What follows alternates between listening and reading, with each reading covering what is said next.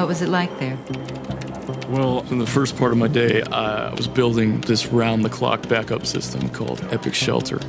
So if there was some catastrophe, say terrorists burned down every embassy and NSA post in the Middle East, this program would ensure we wouldn't lose any of that data. But then I would have to put it aside when visitors would show up. NSA wanted to impress the Japanese, show them our reach. They loved the live drone feeds. This is over Pakistan right now. They were not as thrilled to learn that we wanted them to help us spy on the Japanese population. They said it was against their laws. Of course, we tapped the entire country anyway. And we didn't stop there, because once we owned their communication system, we started going after their physical infrastructure. We'd slip these little sleeper programs into power grids, dams, hospitals, and the idea was if the day came when Japan was no longer an ally, it'd be lights out. And it wasn't just the Japanese. We were planning malware in Mexico, Germany, Brazil, Austria. I mean, China, I can understand, or Russia, or Iran, Venezuela, okay, but Austria? You're also being ordered to follow most world leaders and heads of industry.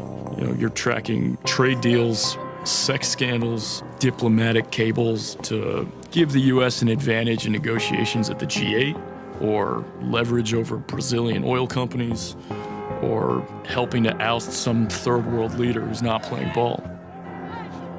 And ultimately, the truth sinks in that no matter what justification you're selling yourself, this is not about terrorism. Terrorism is the excuse.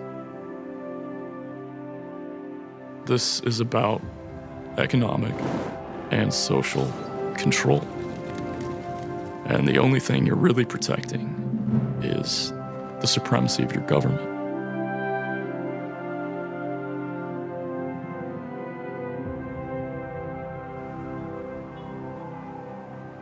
Were you thinking about going to journalists then?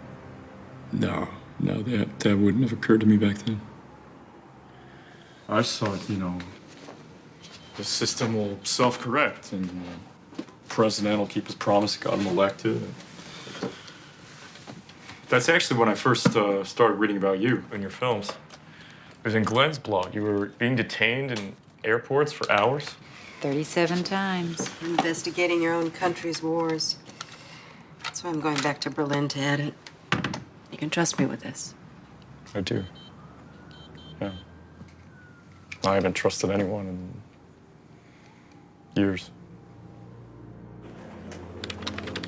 It was a welcome change when they put me on terrorism watch duty. Every day, I'd go in and I'd get starting points for SIGINT, which is signals intelligence. A lot of them were American, which felt strange, but you just keep reminding yourself, I could stop a dirty bomb attack and save thousands of lives. Thing is, you're not just following your bad guy targets, you're also following their metadata, which is basically all the phone numbers that they're in touch with. Let's say your target is a shady Iranian banker operating out of Beirut. Okay, so you're watching his stuff, but you're also watching all the people that he talks to, including, his cousin who's just some dentist living in Buffalo. And then you have to watch all of that guy's contacts. And by the time you go a third hop out from the original target, you're watching this bartender chat with her mother about Botox. Because 3 hops from anyone with, say, 40 contacts, you're looking at a list of 2.5 million people. And there's that moment when you're sitting there and the scale of it hits you. The NSA is really tracking every cell phone in the world. No matter who you are, every day of your life, you're sitting in a database just ready to be looked at.